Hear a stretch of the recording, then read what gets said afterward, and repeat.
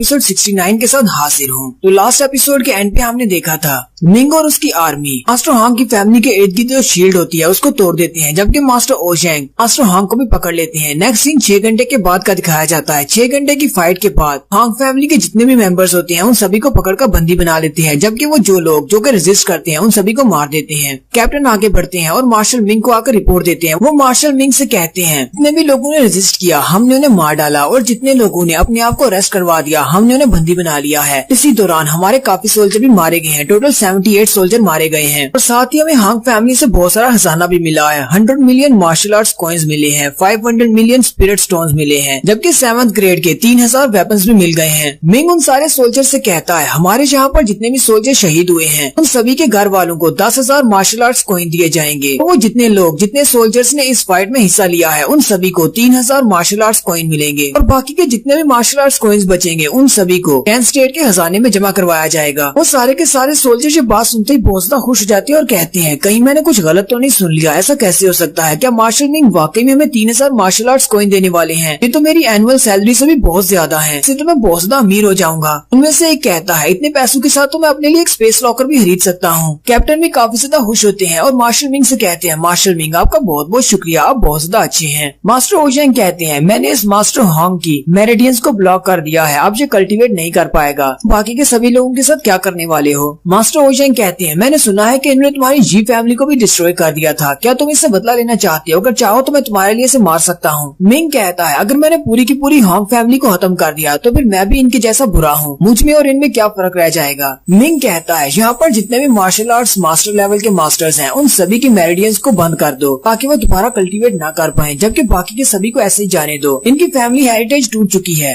अब ये लोग कभी भी हमसे बदला लेने के लिए नहीं आएंगे। फिर मिंग मास्टर हांग की तरफ देखता है और कहता है और रही बात तुम्हारी तो तुम इस लायक नहीं हो कि तुम्हारी जान मैं अपने हाथों से लूं। वो अपने कैप्टन से कहता है कैप्टन मास्टर हांग को मेरे लैंडस्केप विलेज में ले जाओ जहाँ पर इसने मेरी जी फैमिली को मारा है, इसे वहाँ पर जाकर जला दो ताकि उन सारे लोगों की आत्मा को शांति मिल सके। मास्टर हांग उसे कहते हैं तुम मेरे साथ जो चाहे वो कर सकते हो, तुम मुझे मार सकते हो, लेकिन एक बात को कभी मत भूलना मेरा बेटा स्वर्ड पूल सेक्टर का एक स्टूडेंट है, वो तुम्हें इस बात के लिए कभी माफ नहीं करेगा, वो अपना बदला लेने के लिए जरूर आएगा। मिंग उसे कहता है मुझसे बदला लेने के लिए तो बहुत सारे लोग हैं, अगर वो मुझसे बदला लेना चाहता है तो उसे लाइन में खड़ा होना पड़ेगा। वहीं पर हांग फैमिली वालों के साथ ही कुछ और भी लोग होते हैं जिनके हाथों में बेड़ियां बंधी होती हैं, वो काफी ज्यादा जख्मी और थके हुए होते हैं। इनका अपने कैप्टन से कहता है कैप्टन ये सारे लोग कौन हैं? इन लोगों को रस्सियों से क्यों नहीं बांधा गया? कैप्टन कहते हैं मार्शल हमें इन लोगों के बारे में कुछ भी नहीं पता, ये हांग फैमिली का हिस्सा नहीं है, हम इन्हें डंजन के अंदर से पकड़ कर लाए हैं। हांग फैमिली ने अपनी डंजन के अंदर इन सभी को छोड़ा हुआ था। मिंग कहता है अगर ये सारे लोग जहाँ पर डंजन के अंदर थे तो इसका मतलब इन्होंने कोई ना कोई क्राइम तो जरूर किया होगा, इन सभी को इन्वेस्टिगेट करो, जिसने कोई क्राइम किया है उसे उसकी उतनी सजा दी जाए और जिसने कोई क्राइम नहीं किया उन सभी को आजाद कर दो। उसी वक्त उन लोगों के बीच से एक लड़की भागने की कोशिश कर रही होती है। मिंग उसकी तरफ देखता है और कहता है ओए तुम कहाँ पर जा रही हो, जल्दी से यहाँ पर आओ, तुम मुझे देखकर भाग क्यों रही हो? कैप्टन जल्दी से आगे बढ़ते हैं और उस लड़की को जाके पकड़ लेते हैं और उसे कहते हैं क्या तुमने सुना नहीं, मार्शल जी तुमसे मिलना चाहते हैं, इसलिए जल्दी से उनके सामने पेश हो, अगर तुमने भागने की कोशिश की तो मैं अपनी तलवार से तुम्हारा सर काट दूंगा। तो ये लड़की हमारी हानियो वो है की हालत काफी ज्यादा बुरी है, इसलिए आप इसको पहचान नहीं पा रहे। वो मिंग के सामने आकर खड़ी हो जाती है। मिंग उसे कहता है लेडी हानियो ये तुम्हारे साथ क्या हो गया और तुम यहाँ पर उनकी डंजन में क्या कर रही हो? मैंने तो सुना था कि तुम अपनी वो फैमिली में वापस चली गई हो अपने फादर के पास, तुम यहाँ पर इनकी डंजन के अंदर कैसे बंद हो? हानियो वो उसे कहती है इस बात से फर्क नहीं पड़ता कि मेरी रीजन क्या है, क्योंकि रीजन सुनने के बाद भी तुम्हें कोई असर नहीं होगा, इसलिए ये तो अच्छा है कि तुम मुझे बाकियों के साथ ही सजा दे दो। मिंग मास्टर से कहती है मास्टर इस लड़की की हालत देखकर तो लगता है कि किसी ने इसके ऊपर ब्लड लाइन एक्सट्रैक्टिंग टेक्निक को यूज किया है, लेकिन इसकी हालत देखकर लगता है कि वो टेक्निक कामयाब नहीं हो सकी। मिंग कहता है ये ब्लड लाइन एक्सट्रैक्टिंग टेक्निक क्या होती है? विमिंग मास्टर से कहती है मास्टर ये एक बहुत ही डेवल कल्टीवेशन वाला मेथड है, इस मेथड को यूज करते हुए आप किसी की बॉडी के अंदर से उसकी ब्लड लाइन वाली टेक्निक को निकाल सकते हैं और किसी दूसरे वॉरियर की बॉडी के अंदर डाल सकते हैं, लेकिन इसके कामयाब होने के चांसेस बहुत ज्यादा कम होते हैं और हानि वो की बॉडी से जो एनर्जी निकल रही है उससे यही महसूस हो रहा है कि इसके ऊपर वो टेक्निक काम नहीं की। मिंग भी जो बात सुनने के बाद सोच रहा होता है ये तो बहुत ही अजीब बात है, हानि वो का हांग फैमिली के साथ क्या ताल्लुक है, क्योंकि जब इसे रेड सन सेक्टर से निकाला गया था तब मास्टर ने इसके मेरिडियंस को ब्लॉक कर दिया था। ये तो बिल्कुल एक आम इंसान की तरह है। फिर हांग फैमिली वालों को इससे क्या चाहिए होगा। वहीं पर साथ में एक और प्रिजनर होता है। मिंग उसे कहता है तुम मुझे बताओ यहाँ पर क्या हुआ है, आखिर हानियो वू ने ऐसा क्या किया जिसकी वजह से इसे जेल में डाल दिया गया। वो लड़का मिंग से कहता है जब आपने रेड सन सेक्टर में जांडू हांग को मार डाला था, जांडू हांग के मरने के बाद उसका बड़ा भाई जो कि यंग मास्टर है वो फैमिली में गया था आपके बारे में इन्वेस्टिगेट करने के लिए कि आप उसे कहाँ पर मिलेंगे। लेकिन वहाँ पर एक्सीडेंटली उसे हानियो वू की बॉडी में पता चला कि इसके पास जेंगजिंग बॉडी है। हमारे यंग मास्टर के पास भी सेम बॉडी थी। हमारे young master sword pool sector में इसलिए सिलेक्ट हुए थे क्योंकि उनके पास एक स्पेशल बॉडी है, जेंगजिंग बॉडी है। इसी वजह से उनकी कल्टीवेशन की स्पीड काफी ज्यादा है। लेकिन जब मास्टर ने हानियो वू को देखा तो उन्हें पता चला कि इसकी जेंगजिंग बॉडी की पोटेंशियल उनसे ज्यादा है। अगर वो इस लड़की के साथ डुअल कल्टीवेशन करते हैं तो उनकी कल्टीवेशन बहुत ज्यादा बढ़ जाएगी। यंग मास्टर ने हानियो वू के सामने ऑफर रखी थी। यंग मास्टर ने कहा कि इसे आपके बारे में इन्फॉर्मेशन देनी है कि आप इसे कहाँ पर मिलेंगे। इसके बदले में हानियो वू से शादी करेगा और डबल कल्टीवेशन करते हुए दोनों का फायदा होगा, दोनों की कल्टीवेशन बहाल हो जाएगी। लेकिन हानियो वू ने आपके बारे में बताने से मना कर दिया जिसकी वजह से मास्टर बहुत ज्यादा गुस्से हो गए और उन्होंने उस डेविल टेक्निक को यूज किया इसकी ब्लड लाइन को एक्सट्रैक्ट करने के लिए। मास्टर ने ब्लड एक्सट्रैक्टिंग टेक्निक को यूज किया था लेकिन वो इसमें भी फेल रहे। जब वो इस टेक्निक को कम्प्लीट नहीं कर पाए तो वो बहुत ज्यादा गुस्से में थे, इसलिए उन्होंने हानियो वू को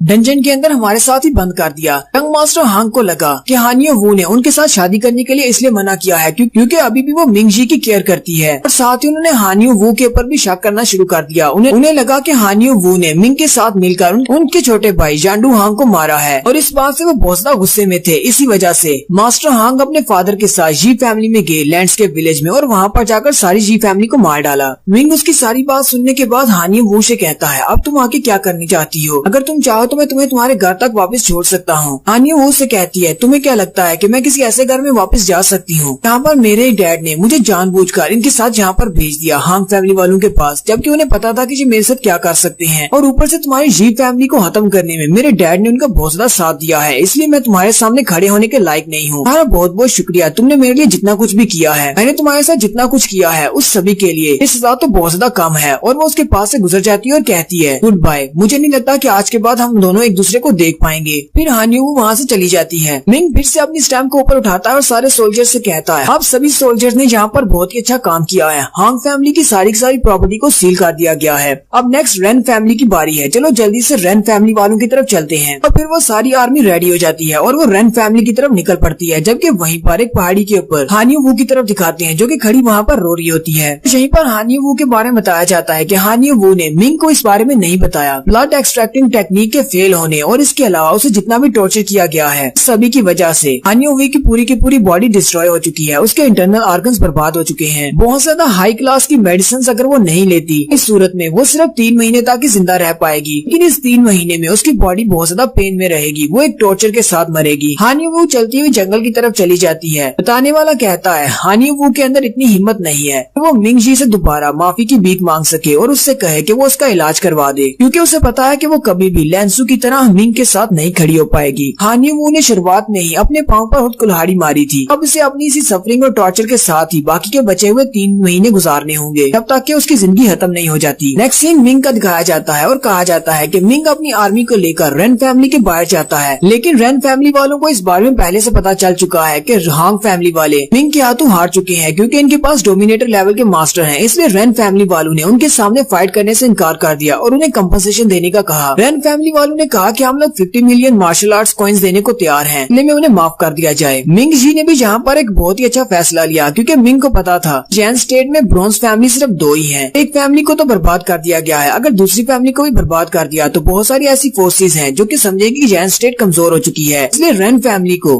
कंपनसेशन के बदले माफ करने में ज्यादा बेहतरी है। मिंग ने उनसे उनकी सारी कंपनसेशन ले ली, उनको माफ कर दिया। मिंग सारी सिचुएशन को हल करने के बाद कहता है हाउशैन इस वक्त अपने इंपीरियल स्टडी रूम में होगा, मुझे वहाँ पर जाकर सारी रिपोर्ट उसे देना होगी। मिंग वापस इंपीरियल पैलेस में आता है। वो जैसे इंपीरियल स्टडी रूम की तरफ जाता है तो वहाँ पर पहले से काफी सारे मास्टर्स मौजूद होते हैं, जबकि उसके चीफ भी वहीं पर होते हैं। वो आपस में बहस कर रहे होते हैं। मिंग आगे बढ़ता है और मास्टर ब्याओफू से कहता है मास्टर फू ये लोग कौन है और यहाँ पर चीफ के साथ बहस क्यों कर रहे हैं। मास्टर ब्याओफू से कहते हैं यहाँ पर तो एल्डर जो तुम देख रहे हो ये दोनों अपने अपने सेक्टर के चीफ हैं, एक वायलेंट विचुअल सेक्टर के चीफ हैं जबकि दूसरे थंडरविंड सेक्टर के चीफ हैं। वो यहाँ पर हमारे चीफ से बात करने के लिए आए हैं। तुम्हें तो पता है कि हमारा सेक्टर बचने वाला है, इसलिए वो चाहते हैं कि वो अपने सेक्टर को हमारे सेक्टर के साथ मर्ज कर ले। मिंग कहता है तो इसका मतलब वो अपने सेक्टर को छोड़ देंगे। मास्टर ब्याओफू से कहते हैं अपने सेक्टर को कम्प्लीटली डिस्ट्रॉय होते हुए देखने से ये तो अच्छा है कि वो रेड सन सेक्टर के साथ आकर फोर्सेस को ज्वाइन कर लें। सिर्फ उनका नाम ही जाएगा, सेक्टर तो बहाल ही रहेगा। थंडरविंड सेक्टर के मास्टर ग्लास को जमीन पर पटक कर मारते हैं और कहते हैं शेंजू, हम काफी अरसे से अच्छे दोस्त हैं, लेकिन तुम हमारा फायदा उठा रहे हो। चीफ उसे कहते हैं तुम्हें किसने कहा कि मैं तुम्हारा फायदा उठा रहा हूँ? मैं तुम्हारा दोस्त हूँ, इसीलिए तो तुम दोनों को यहाँ पर एक एक सीट दे रहा हूँ और अपने रेड सन सेक्टर में ज्वाइन होने का मौका दे रहा हूँ। तुम्हें इस बात से कोई मसला है तो टियानजी सेक्टर में चले जाओ, जाके उनसे रिक्वेस्ट करो कि वो तुम्हें अपने सेक्टर में ले ले, लेकिन मुझे नहीं लगता कि शूटिंग सन सेक्टर वाले तुम्हें इतनी आसानी के साथ उनके साथ ज्वाइन होने देंगे। थंडर सेक्टर के मास्टर भी उसकी बात सुनने के बाद खामोश हो जाते हैं और यहीं पर हमारी एपिसोड 69 का एंड होता है। एक्सप्लेनेशन अच्छी लगी हो तो कमेंट करके जरूर बताइएगा। चैनल को सब्सक्राइब कर दे, वीडियो को लाइक और शेयर कर दे। शुक्रिया। हेलो गाइस, कैसे हैं आप सब लोग? रिवेंज सीकर की एपिसोड 70 के साथ हाजिर हूँ। तो लास्ट एपिसोड के एंड पे हमने देखा था वायलेट सेक्टर और थंडरविंड सेक्टर के मास्टर्स वहाँ पर आते हैं और दोनों ही चीफ के साथ बहस कर रहे होते हैं। वायलेट विचुअल सेक्टर के मास्टर कहते हैं हाँ, रेड सन सेक्टर तो एक 9th ग्रेड का सेक्टर है, तुम्हें यहाँ पर सीट नहीं मिलनी चाहिए थी। वो 2 सेक्टर जो कि बचने चाहिए थे उनमें से टियानजी सेक्टर और शूटिंग सन सेक्टर होना चाहिए था, लेकिन तुम्हारा छोटा सा सेक्टर, इसको क्यों बचा लिया गया? तुम्हें नहीं लगता कि हमें उन दोनों ग्रुप में से किसी को ज्वाइन करना चाहिए था? चीफ उन सबसे कहते हैं तुम्हारी बात बिल्कुल ठीक है, हालांकि तुम दोनों के सेक्टर्स हमारे सेक्टर से बहुत ज्यादा बड़े और पावरफुल है, क्योंकि हमारा सेक्टर सिर्फ एक 9th ग्रेड का सेक्टर है। लेकिन अब क्या किया जा सकता है? लेकिन यहाँ पर ये फैसला मैंने नहीं किया, क्योंकि ये फैसला हमारे प्रिंस ने किया है कौन से 2 सेक्टर्स को रखा जाए और कौन से बाकी के सेक्टर्स को डिस्ट्रॉय किया जाए। साथ ही चीफ आगे बढ़ते हैं और हाउसजैन के पास जाते हैं और कहते हैं योर मैजेस्टी, क्या मैंने ठीक कहा है? हाउसजैन भी आगे से हंसना शुरू कर देता है और कहता है ब्रदर मिंग ने हमारे लिए बहुत कुछ किया है, मेरे लिए बहुत कुछ किया है, इसी वजह से हम लोग रेड सन सेक्टर को रखने का फैसला कर रहे हैं। मिंग भी उनकी बात सुन के बहुत हैरान होता है और कहता है ये लोग यहाँ पर हाउसजैन के साथ जो मेरा रिलेशन है उसको यूज कर रहे हैं, इसी वजह से तो चीफ ये सारी डिस्कशन यहाँ पर हाउसजैन के सामने कर रहे हैं, क्योंकि हाउसजैन तो हमेशा मेरी साइड ही लेगा, यानी कि वो रेड सन सेक्टर की साइड लेगा। मास्टर लीन उसे कहते हैं अब जबकि हमारे क्राउन प्रिंस ने ऐसा कह दिया है तो फिर ठीक है, हमें इस बात को मानना पड़ेगा। लेकिन तुम्हें क्या लगता है कि हमें तुम्हारे सामने झुकना क्यों जरूरी है? हम तुम्हारे सेक्टर को क्यों ज्वाइन करें? हमारे जैन स्टेट के अलावा और भी बहुत सारे कंट्री और बहुत सारी काउंटीज है, हम वहाँ पर भी तो जा सकते हैं और जाके अपना नया सेक्टर स्टार्ट कर सकते हैं। चीफ उन सबसे कहते हैं तुम लोग जहाँ जाना चाहते हो वहाँ पर जा सकते हो, लेकिन मुझे इतना तो पता है बाकी के जितने कंट्रीज हैं वो जैन स्टेट से काफी ज्यादा बड़े हैं और वहाँ पर पहले से बहुत सारे सेक्टर्स हैं। जैन स्टेट के सेक्टर्स को तो वो लोग पहले कुछ नहीं समझते, आपको लगता है कि वो लोग आपको एक्सेप्ट करेंगे? मास्टर लिन भी उसकी बात सुन के काफी ज्यादा गुस्सा हो जाते हैं। चीफ उन सबसे कहते हैं मैं तुमसे वादा करता हूँ कि हमारे रेड सन सेक्टर को ज्वाइन करने से तुम्हें जरा भी नुकसान नहीं होगा। क्या तुम्हें पता है कि हमारे रेड सन सेक्टर का ओरिजिन क्या है? थंडरविंड सेक्टर के चीफ उसे कहते हैं अंजू, ये बात तुम अच्छी तरह से जानते हो कि मेरा सेक्टर 8वें ग्रेड का सेक्टर है, जबकि मास्टर लीन का सेक्टर 6ठे ग्रेड का सेक्टर है और तुम्हारा सेक्टर 9th ग्रेड का सेक्टर है। तुम्हें लगता है कि तुम्हारे सेक्टर को ज्वाइन करने से हम दोनों को कोई फायदा होने वाला है? मास्टर लीन कहते हैं मुझे तुम्हारे ओरिजिन के बारे में पता है, तुम्हारे रेड सन सेक्टर को 1300 साल पहले मास्टर रेड सन ने बनाया था, ये तब से चलता हुआ आ रहा है। लेकिन मुझे ये भी पता है कि तुम्हारे जो फाउंडर मास्टर थे जिनका नाम रेड सन था, उनकी बेस कल्टीवेशन तो मुझसे भी कम थी। तुम ये कैसे कह सकते हो कि तुम्हारा रेड सन सेक्टर फ्यूचर में बहुत ज्यादा तरक्की करेगा? चीफ उन सबसे कहते हैं तो फिर ठीक है, मैं तुम्हें एक बहुत ही हैरान करने वाली बात बताता हूँ। क्या आपको पता है कि हमारे रेड सन सेक्टर के जो फाउंडर थे यानी कि मास्टर रेड सन, वो एक आम इंसान थे, वो एक कल्टीवेटर नहीं थे, लेकिन फिर भी उन्होंने इतनी ज्यादा कल्टीवेशन को अचीव किया और रेड सन सेक्टर को बनाया। ये बात सुनते ही वो दोनों मास्टर बहुत ज्यादा हैरान हो जाते हैं और कहते हैं लेकिन ऐसा कैसे हो सकता है? एक आम इंसान इतनी ज्यादा कल्टीवेशन कैसे हासिल कर सकता है और एक सेक्टर को कैसे स्टार्ट कर सकता है? चीफ उन सबसे कहते हैं मुझे पता था तुम लोग इस बात को हैरान होंगे। मास्टर रेड सन के हाथ में बहुत ही कुछ स्पेशल लगा था, वही चीज आज हमारे रेड सन सेक्टर को बहुत ज्यादा स्पेशल बनाएगी और वो स्पेशल चीज रेड सन कैवरन है। कैवरन यानी कि एक बड़ी सी गुफा है जो कि रेड सन सेक्टर के नीचे है। वो दोनों मास्टर ये बात सुन के हैरान होते हैं और कहते हैं ऐसा कैसे हो सकता है? हमने तो सुना है कि ऐसे सेक्टर जो कि 10,000 साल पुराने हो सिर्फ उन्हीं के नीचे इस तरह की कैवरन्स होती हैं। मास्टर लीन कहते हैं अगर वाकई में तुम्हारी बात सच है और तुम्हारे पास एक बड़ी सी गुफा है, तो तुम्हारा रेड सन सेक्टर एक बहुत ही पोटेंशियल सेक्टर है और ये फ्यूचर में ग्रेड 1 का सेक्टर भी बन सकता है। बिमिंग अपने मास्टर को कैवरन के बारे में बताती है। बिमिंग कहती है मास्टर ये कैवरन्स बहुत ज्यादा पावरफुल स्पेसिस होती है, एक बड़ी सी गुफा होती है, मैंने सुना है कि इनको बहुत ही पावरफुल मार्शल आर्ट्स के गार्ड्स ने बनाया है और ये मूवेबल है। अगर हमारे यहाँ पर एक कैवरन है तो इसका मतलब रेड सन सेक्टर बहुत ही स्पेशल है। सारी कैवरन्स के अंदर ये कैवरन्स अपने अंदर निम्बस को एब्जॉर्ब करती हैं, जिसकी वजह से इनकी पोटेंशियल बढ़ जाती है। अगर आप वहाँ पर बैठकर अपनी बॉडी को कल्टीवेट करते हैं तो आपकी कल्टीवेशन की स्पीड बहुत ज्यादा बढ़ जाती है। विंड सेक्टर के चीफ आगे बढ़ते हैं और कहते हैं शेंजू, तुम्हें ये बात अच्छी तरह से पता है जितना बड़ा तुम्हारे पास खजाना होगा उतने ज्यादा तुम्हारे दुश्मन होंगे, जैसे बाकी के सेक्टर्स को इस बारे में पता चलेगा तुम्हारे पास बहुत बड़ा खजाना है और तुम्हारे पास कैवरन है, तो वो सारे लोग तुम पर अटैक करेंगे और तुम्हारे सेक्टर को हराकर उस कैवरन पर कब्जा करना चाहेंगे। तुम उन सबसे कैसे निपटोगे? चीफ उन सबसे कहते हैं तुम्हें परेशान होने की जरूरत नहीं है। वो मिंग से कहते हैं मिंग जरा यहाँ पर आओ। चीफ बड़ी ही खुशी के साथ उन सभी को बताते हुए कहते हैं ये मेरे सेक्टर का एक मेंबर है, इसका नाम मिंग जी है। साथ ही वो मिंग की तारीफों के पुल बांध देते हैं। वो उन सबसे कहते हैं ये एक बहुत ही पोटेंशियल वॉरियर है। हालांकि ये एक नॉर्मल फैमिली से है, लेकिन फिर भी इसकी पोटेंशियल एक गोल्डन फैमिली के यंग मास्टर से ज्यादा है। और ऊपर से यंग मार्किस के साथ इसके बहुत ही अच्छे ताल्लुकात हैं। ये वहाँ पर जा सकता है। ये उनके गार्ड के सिलेक्शन में भी गया था। इसके अलावा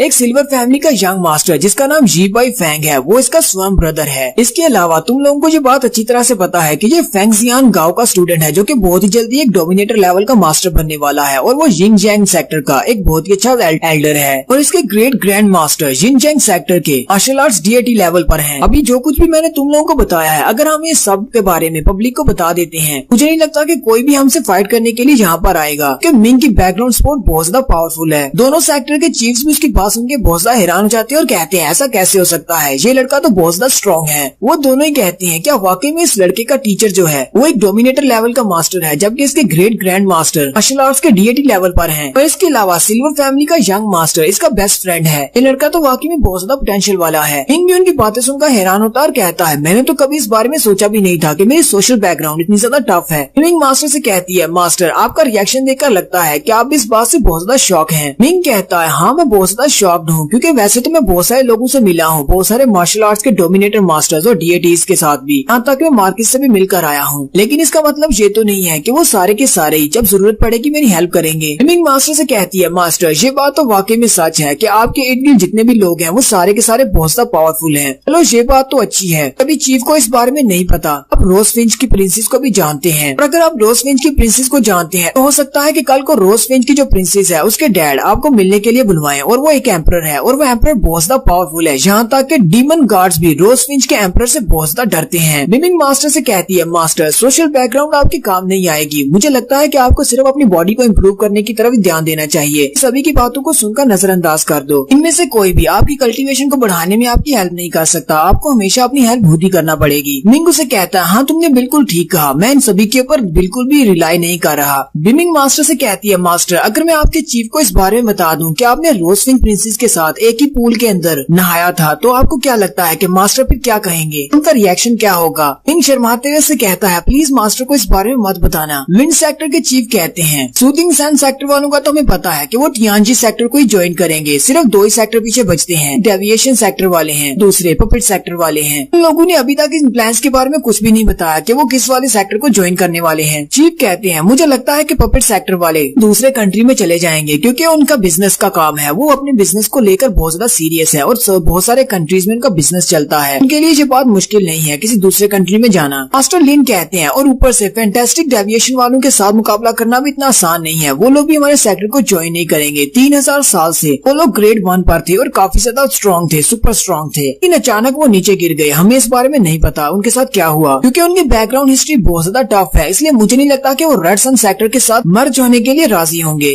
चीफ उन सबसे कहती हैं मुझे इस बारे में तो नहीं पता कि पपेट सेक्टर वालों के साथ हम लोग कैसे डील करेंगे। उन्हें जहाँ जाना है वो जा सकते हैं, लेकिन मुझे लगता है कि फैंटास्टिक डेविएशन वालों के साथ हम लोग डील कर सकते हैं। मेरे पास एक बहुत ही अच्छा आइडिया है। चीफ मिंग से कहते हैं मिंग क्या तुमने अपनी टाइजी आर्ट को सीख लिया है? क्या तुमने उसको मास्टर कर लिया है? मिंग कहता है हाँ मैंने इसको कुछ हद तक तो मास्टर कर लिया है, काफी हद तक प्रेडिक्शंस कर सकता हूँ। मास्टर उसे कहते हैं ये तो बहुत ही अच्छी बात है, क्योंकि फैंटास्टिक डेविएशन सेक्टर वाले जो लोग हैं उन्हें अरे फॉर्मेशन इस तरह की प्रेडिक्शंस में बहुत ज्यादा दिलचस्पी है। उन्हें इस तरह की आर्ट सीखने को बहुत ज्यादा पसंद है। चीफ मिंग से कहते हैं तुम मास्टर ब्याफू के साथ अभी वहाँ पर जाओ और फैंटास्टिक डेविएशन वाले लोगों को बताओ कि तुम्हारी टाइजी आर्ट कितनी ज्यादा कमाल की है, और उन्हें बताओ कि अगर उन्हें ये आर्ट पसंद आती है तो हम लोग उनको सिखाने को भी तैयार हैं। मिंग चीफ से कहता है ठीक है मास्टर, मैं उनको जाकर इस बात के लिए जरूर मना लूंगा। इस साथ ही वो अंदर से सोच रहा होता है मुझे नहीं लगता, क्योंकि मेरे आर्ट स्किल इतने ज्यादा अच्छे नहीं है। मिंग हाउशैन से कहता है अब जबकि यहाँ पर तुम्हारे पास 2 डोमिनेटर लेवल के मास्टर्स हैं, इसके अलावा हमारे चीफ और काफी सारे पावरफुल चीफ भी यहाँ पर मौजूद हैं। तो यहाँ पर कोई भी परेशानी नहीं होगी। मैं कुछ दिनों के लिए बाहर जा रहा हूँ। मैं बहुत ही जल्दी वापस आऊंगा ताकि तुम्हारी हेल्प कर सकूँ। मैं वापस आऊंगा तब तक तुम एक शेरिफ बन चुके होगे। हाउ जैन मिंग से कहता है, ब्रदर मिंग, तुम मार्शल की सीट तो खत्म हो जाएगी, तुम मार्शल नहीं रहोगे, लेकिन मैं तुमसे वादा करता हूँ जब तुम वापस आओगे मैं तुम्हें बहुत ही पावरफुल ऑफिशियल बना दूंगा। मिंग उसे कहता है, ये तो बहुत ही अच्छी बात है। अभी जैन काउंटी का पहला डिटेक्टिव बनना चाहता हूँ, तुम मुझे डिटेक्टिव बना देना। नेक्स्ट सीन पपेट सेक्टर का दिखाया जाता है। पपेट सेक्टर के चीफ वहाँ पर बैठे होते हैं जिनका नाम टियानजिया हु होता है, जबकि उनके सामने शूटिंग सन सेक्टर के चीफ बैठे होते हैं। वो मास्टर हु से कहते हैं, मास्टर हु, मैं यहाँ पर आपके साथ बिजनेस की बात करने के लिए आया हूँ। मैं चाहता हूँ कि आप अपने पपेट सेक्टर को हमारे सेक्टर के साथ मर्ज कर लें। आपने भी इस खबर के बारे में तो सुना होगा कि हमारे स्टेट ऑफ जैन को काउंटी बनाया जा रहा है और सिर्फ 2 ही सेक्टर पीछे रहेंगे, रेड सन सेक्टर और टियानजियान सेक्टर होंगे। इसलिए मैं चाहता हूँ कि आप टियानजियान सेक्टर के साथ अपने सेक्टर को मर्ज करें। मास्टर हु उनसे कहते हैं, ये बात तो हम लोग अच्छी तरह से जानते हैं कि टियानजी सेक्टर को बैक स्पोर्ट हासिल है, वो भी शूटिंग सन सेक्टर की। इसलिए आप यहाँ पर मुझसे बात करने के लिए आए हैं। क्या आप चाहते हैं कि मैं अपने पपेट सेक्टर को उनके साथ मर्ज कर लूँ? ये तो आपके साथ मर्ज करना हुआ। मास्टर हु से कहते हैं, आप लोगों के सेक्टर्स की तरह हम लोग नहीं है, हमें बिजनेस करना बहुत ज्यादा पसंद है। हमारे बहुत सारे कंट्रीज में ताल्लुकात हैं, हम लोग यहाँ पर स्टेट ऑफ जैन को छोड़कर जा सकते हैं। शूटिंग सन सेक्टर के मास्टर गुस्सा हो जाते हैं और कहते हैं, लगता है कि आप मुझे रिफ्यूज कर रहे हैं, मेरी ऑफर को ना कर रहे हैं। मास्टर हु कहते हैं, हम लोग आपको गुस्सा कैसे दिला सकते हैं? शूटिंग सन सेक्टर वाले तो बहुत ही पावरफुल सेक्टर है। मैंने सुना है कि आपके जो ग्रैंड मास्टर हैं वो डोमिनेटर लेवल से भी आगे चले गए हैं, लेकिन वो बहुत ही जल्दी सेंट लेवल पर पहुंचने वाले हैं, इसलिए मैं आपको गुस्सा नहीं दिला सकता। तो क्या प्लीज आप हमारे ऊपर एक एहसान करेंगे, हमें यहाँ से जाने दें। मास्टर टियान हुआ उसे कहते हैं, लगता है कि शूटिंग सन सेक्टर को दूसरे सेक्टर बहुत ही कम मांग रहे हैं, लगता है कि आपको हमें अपनी पावर दिखानी ही पड़ेगी। उसी वक्त एक सोल एरो उड़ता हुआ आता है और मास्टर हु के सामने से आकर गुजर जाता है। मास्टर हु भी उस शूटिंग एरो की तरफ देखकर बहुत सा घबरा जाते हैं और कहते हैं, ये तो एक सोल एनर्जी से बना हुआ एरो है, इसका मतलब शूटिंग सन सेक्टर वालों के पास वाकई में एक डोमिनेटर लेवल का मास्टर है। और साथ ही मास्टर हु बहुत ज्यादा घबरा जाते हैं और यहीं पर हमारी एपिसोड 70 का एंड होता है। एक्सप्लेनेशन अच्छी लगी हो तो कमेंट करके जरूर बताइएगा। चैनल को सब्सक्राइब कर दे, वीडियो को लाइक और शेयर कर दे। शुक्रिया।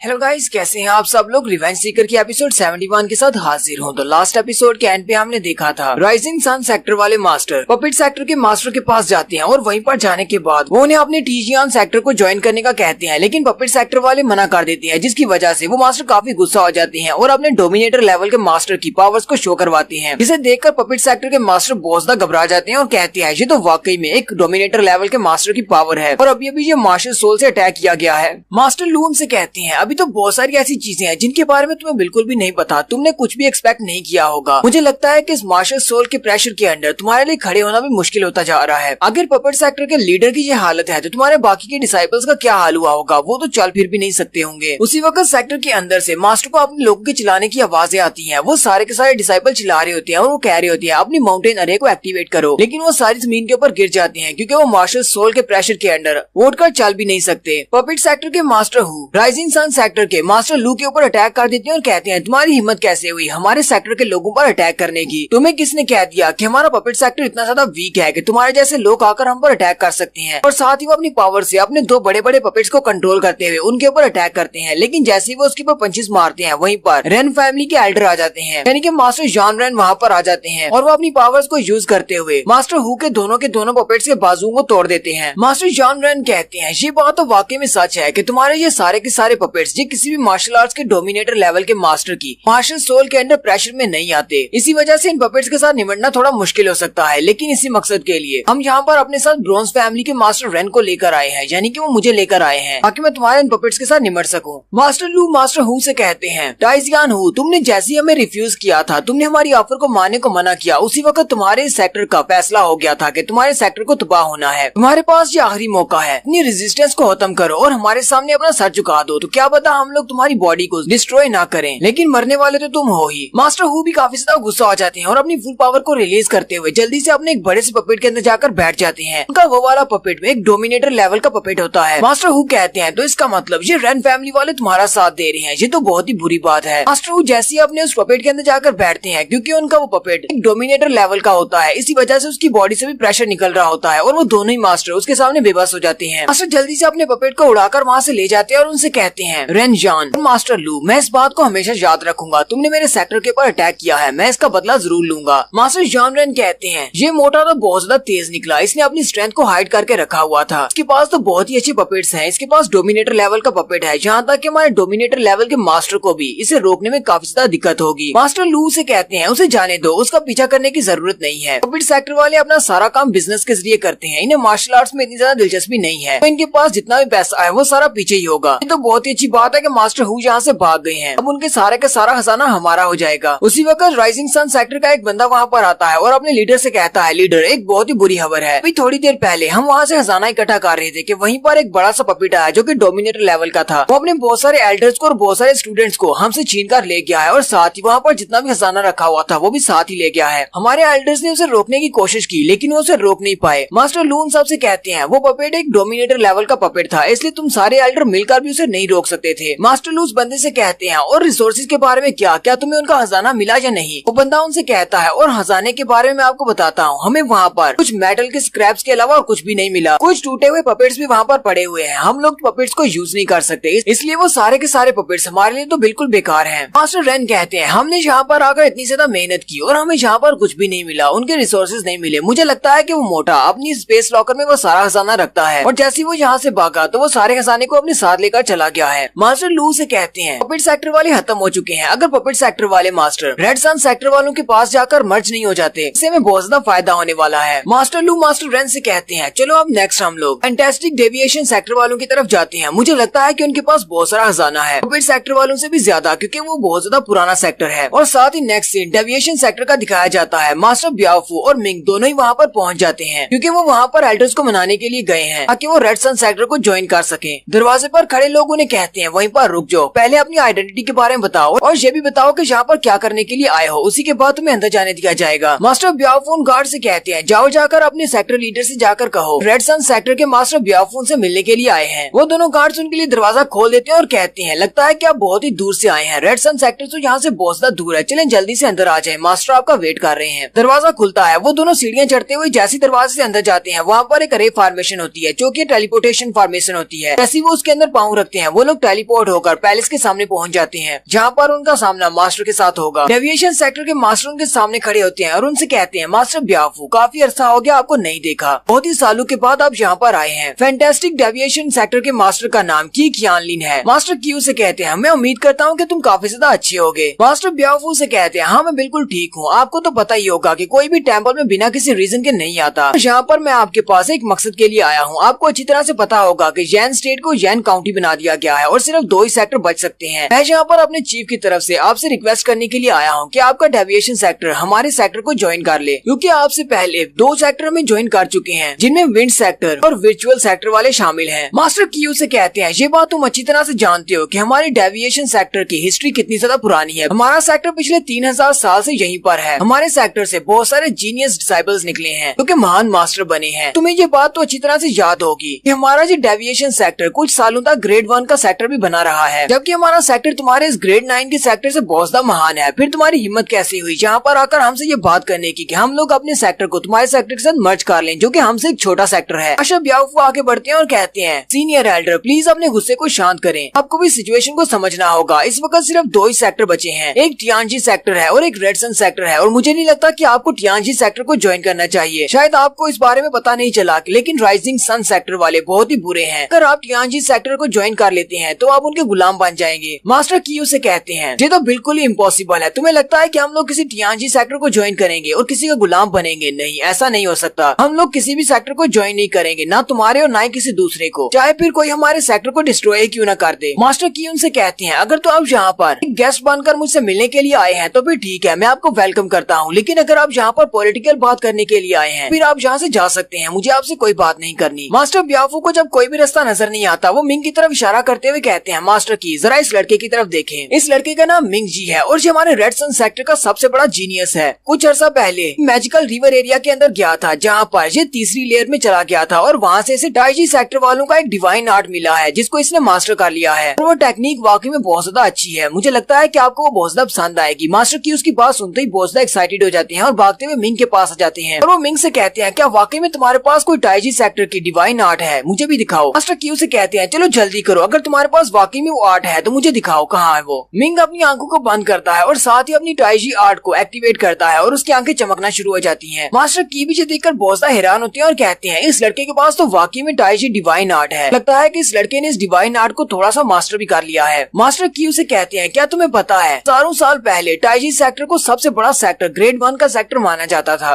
5 एलिमेंट डायनेस्टी में टाइजी सेक्टर का मुकाबला कोई भी नहीं कर सकता था। लेकिन ये तो बहुत ही अफसोस की बात है कि टाइजी सेक्टर को भी तबाह होना पड़ा। पता नहीं उनके साथ क्या हुआ, लेकिन वो सारे के सारे ही हिस्ट्री बनकर रह गए और उनके जितने भी डिसाइबल्स थे वो अपनी इस आर्ट के साथ गायब हो गए। कोई भी नहीं बचा। साथ ही उनके पास जितनी भी बुक्स थी वो सारी की सारी भी गायब हो गई। इसलिए टाइजी आर्ट के बारे में किसी को कुछ नहीं पता। लेकिन ये तो बहुत ही अच्छी बात है कि तुमने उनकी डिवाइन आर्ट को मास्टर कर लिया है। मास्टर की मिंग का हाथ पकड़ते हैं और उसे खींचते हुए कहते हैं यंग लड़के मेरे साथ आओ, मुझे तुम्हें कुछ दिखाना है। मास्टर ब्याओफू भी आगे बढ़ते हैं और कहते हैं तो इसका मतलब मैं भी आ सकता हूँ। मास्टर की जल्दी से अपनी पावर्स को यूज करते हुए वहाँ पर एक बैरियर बना देते हैं और मास्टर ब्याओफू को उसके अंदर ट्रैप कर देते हैं और कहते हैं नहीं तुम यहाँ पर नहीं आ सकते, ये हमारे सेक्टर का सबसे बड़ा सीक्रेट है, मैं ये बाहर वालों को नहीं दिखा सकता। मास्टर ब्याओफू से कहते हैं लेकिन मिंग भी तो बाहर वाला है, मैं कैसे बाहर वाला हो गया। मास्टर की मिंग को अपने साथ अपने सीक्रेट रूम में ले जाते हैं जहाँ पर काफी सारे मैरिट स्टाइले लगे होते हैं। वो सारे रैकेट्स होते हैं, उनके ऊपर कुछ लिखाई हुई होती है। मास्टर मिंग से कहते हैं हम लोग उस सीक्रेट रूम में पहुंच चुके हैं। वहीं पर बिमिंग मास्टर से कहती है मास्टर यहाँ पर इस रूम के इर्द गिर्द जो शील्ड बनाई गई है वो बहुत ही पावरफुल है। हालांकि यहाँ पर डेविएशन सेक्टर में जो हाईएस्ट क्वालिफिकेशन है वो मार्शल आर्ट्स के गुरु लेवल की है, लेकिन यहाँ पर जो इन्होंने शील्ड बनाई हुई है वो शील्ड एक डोमिनेटर और साथ ही एक सुप्रीम बीइंग को भी यहाँ से बाहर न निकलने दे। ये इतनी ज्यादा स्पेशल ट्रैप फॉर्मेशन है। बिमिंग मास्टर से कहती है मास्टर मैंने सुना है कि इन डेविएशन सेक्टर वालों की बैकग्राउंड हिस्ट्री बहुत ज्यादा पॉपुलर है। ये लोग पहले बहुत ही ज्यादा पावरफुल हुआ करते थे।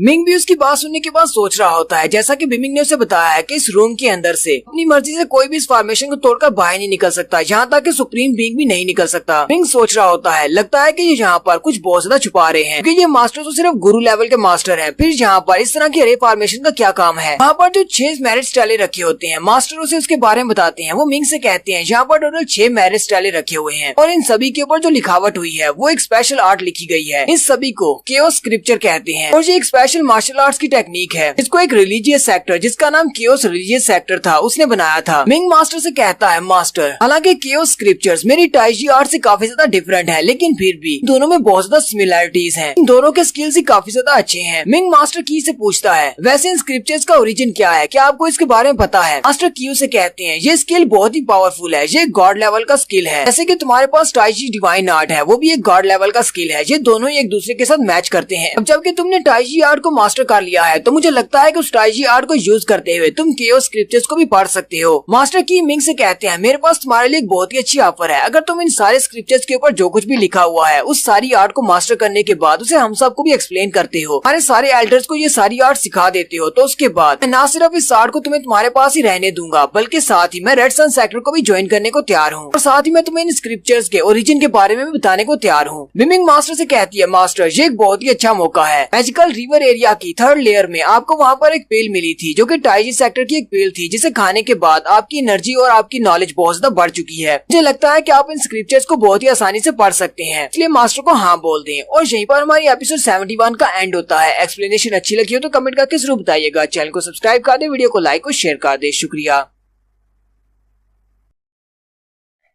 हेलो गाइस, कैसे हैं आप सब लोग। रिवेंज सीकर की एपिसोड 72 के साथ हाजिर हूँ। द लास्ट एपिसोड के एंड पे हमने देखा था फैंटास्टिक डेविएशन सेक्टर के मास्टर मिंग से कहते हैं अगर तुम हमारी स्पेशल स्क्रिप्चर्स को मास्टर कर लेते हो और उसके बाद इस सभी को हमें एक्सप्लेन करते हो, हमारे सारे एल्डर्स को भी सिखा देते हो, तो फिर ठीक है, मैं तुम्हारे रेड सन सेक्टर को ज्वाइन करने को तैयार हूँ। मिमिंग मास्टर से कहती है मास्टर मैजिकल रिवर एरिया की 3rd लेयर में वहाँ पर आपको टाइजी सेक्टर की एक पेल मिली थी जिसके जरिए से आपको बहुत ज्यादा नॉलेज मिली है। आप किसी भी चीज को अनलॉक कर सकते हैं, किसी चीज को पढ़ सकते हैं। ये स्क्रिप्चर्स को पढ़ना आपके लिए बहुत ज्यादा आसान है। डेविएशन सेक्टर के केओस स्क्रिप्चर्स और आपकी टाइजी आर्ट दोनों ही एक दूसरे के जैसे हैं। वैसे तो ये दोनों एक दूसरे के ऑपोजिट है, लेकिन ये दोनों बहुत ज्यादा एक जैसी हैं। अगर आप केओस स्क्रिप्चर्स को भी मास्टर कर लेते हैं तो इससे आपकी एजुकेशन स्किल्स बहुत ज्यादा बढ़ जाएंगे, आपकी डिड्यूस करने के स्किल्स, यहाँ तक कि आपकी कॉम्बैट एबिलिटी भी बहुत ज्यादा बढ़ जाएगी। मिंग मास्टर की से कहता है ठीक है, मैं आपसे वादा करता हूँ कि मैं ऐसा ही करूंगा और फिर आपको हमारे रेड सन सेक्टर को ज्वाइन करना पड़ेगा। मास्टर क्यू से केओस स्क्रिप्चर्स के ओरिजिन के बारे में बताते हैं। मास्टर उसे कहते हैं ये हजारों साल पहले की बात है जब दो सेक्टर हुआ करते थे। एक का नाम टाइजी सेक्टर था जबकि दूसरा रिलीजियस सेक्टर था जिसका नाम केओस रिलीजियस सेक्टर था। दोनों सेक्टर की प्रिडिक्शन करने की एबिलिटीज बहुत ज्यादा थी। केओस सेक्टर वालों की जो डिडक्शन एबिलिटीज थी वो लार्ज स्केल पर थी, यानी कि वो बड़ी बड़ी प्रिडिक्शंस कर सकते थे। जबकि टाइजी सेक्टर वालों की जो डिडक्शंस हुआ करती थी वो कैलकुलेशन पर बेस थी। वो छोटी छोटी कैलकुलेशंस करते थे लेकिन साथ ही उनकी प्रिडिक्शंस काफी ज्यादा एक्यूरेट हुआ करती थी। लेकिन उसके बाद कुछ ऐसा हुआ कि केओस सेक्टर वाले तबाह हो गए। उनके एनाइलेशन के बाद अपने इन केओस स्क्रिप्चर्स को पीछे छोड़ गए और वो सारे के सारे केओस स्क्रिप्चर्स हमारे डेविएशन सेक्टर वालों को मिल गए। हमारे डेविएशन के लोगों को मैथमेटिक्स बहुत ज्यादा पसंद थी। हमारे मास्टर्स ने सारे स्क्रिप्चर्स को अनलॉक करने की कोशिश की लेकिन वो लोग इनको इतना ज्यादा समझ नहीं सके, लेकिन फिर भी उन्होंने अपने डेविएशन सेक्टर की बुनियाद रखी। हमारे फोरफादर्स के पास बहुत ज्यादा नॉलेज थी। उन्होंने इन सारी मैथमेटिक्स और प्रिडिक्शंस को समझते हुए हमारे इस डेविएशन सेक्टर को बहुत ही आगे तक लेकर गए। उसमें हमारा जो डेविएशन सेक्टर ग्रेड 1 का सेक्टर हुआ करता था। लेकिन कुछ साल पहले हमारे सेक्टर में एक गद्दार हुआ जिस गद्दार ने हमारे सारी लाइब्रेरी को आग लगा दी और स्क्रिप्चर्स को जला दिया, जबकि बहुत सारी चीजों को वहां से लेकर भाग गया और साथ ही हमारे काफी सारे एल्डर्स को भी मार दिया जिन्होंने इन सारी केओस स्क्रिप्चर्स की आर्ट को सीखा हुआ था। और उसके बाद से हमारे डेविएशन सेक्टर के बुरे दिन आना शुरू हुए और हम लोग ग्रेड 1 से आहिस्ता आहिस्ता ग्रेड 9 पर चले गए। मास्टर की कहते हैं वैसे तो ये सारी हमारी गलती है क्योंकि हम लोग इन सभी चीजों को संभाल कर नहीं रख सके। हमारे डेविएशन सेक्टर के मास्टर ने इन सारी चीजों को संभाल कर हमारे तक पहुंचा दिया लेकिन हम लोग इनको सेव नहीं रख सके। मास्टर की कहते हैं हमारे एल्डर्स के खो जाने की वजह से और साथ ही हमारे स्क्रिप्चर्स के चले जाने की वजह से मेरे पास अब सिर्फ यही 6 स्क्रिप्चर्स बचे हैं। लेकिन मैं पिछले 100 साल से इनको समझने की कोशिश कर रहा हूँ लेकिन इनको समझ नहीं पाया। मिंग उनसे कहता है अच्छा तो ऐसी बात है, कोई बात नहीं, मैं इन सारे के सारे स्क्रिप्चर्स को डीकोड कर सकता हूँ और इनको समझने के बाद इस टेक्निक को मास्टर करूंगा और फिर आप सारे एल्डर्स को इसको एक्सप्लेन करूंगा, लेकिन इसमें काफी सारा टाइम लगेगा। मिमिंग मास्टर से कहती है मास्टर कोई यहाँ पर आ रहा है। 2 मार्शल आर्ट्स के गुरु हैं, 40 मार्शल आर्ट्स के ग्रैंड मास्टर्स हैं, 300 मार्शल आर्ट्स के मास्टर हैं और साथ में एक मार्शल आर्ट्स का डोमिनेटर भी है।